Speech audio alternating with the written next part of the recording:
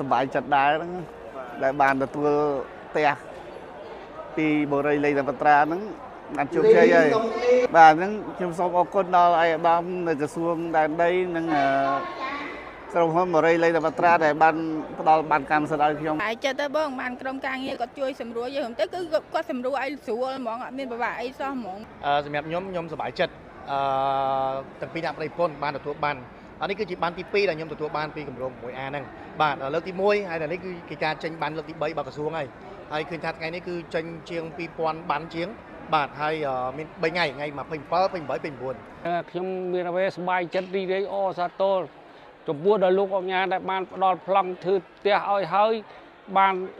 ផ្ដល់ប្លង់ឲ្យនៅទៀតបានកម្មសិទ្ធិប្លង់កម្មសិទ្ធិដែលខ្ញុំសบายចិត្តមានអ្វីជាងសบายចិត្តដែលយើងបានផ្ទះឲ្យបានប្លង់ទៀតទេដូចពីមុនមានអារម្មណ៍ថាវាអត់តកក់ក្ដៅតែឥឡូវហ្នឹងនៅពេលដែលទទួលបានប្លង់មានការដោះស្រាយពីក្រសួងមានការជួយជំរុញពីរាជរដ្ឋាភិបាល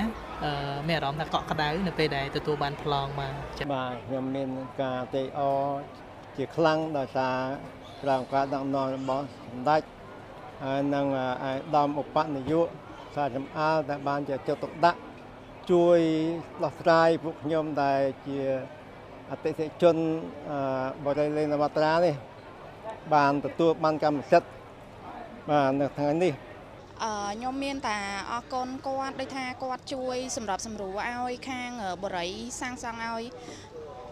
បងផ្សេងជាមួយខ្ញុំអីគ្រប់ 100% ហើយនឹងបានប្លង់លឿនអញ្ចឹងណាចាខ្ញុំមានតែរៀបដៃ10អរគុណដល់ពួកគាត់ហើយនឹងបងនៅខាងក្រសួងហ្នឹងដែលគាត់ជួយធ្វើការឲ្យបានលឿនហើយមានភាពកក់ក្ដៅទុកចិត្តលើខាងក្រសួងដែនដីអញ្ចឹងហើយនឹងខាងសម្ដេចពុកនិងសម្ដេចហ៊ុនម៉ាណែត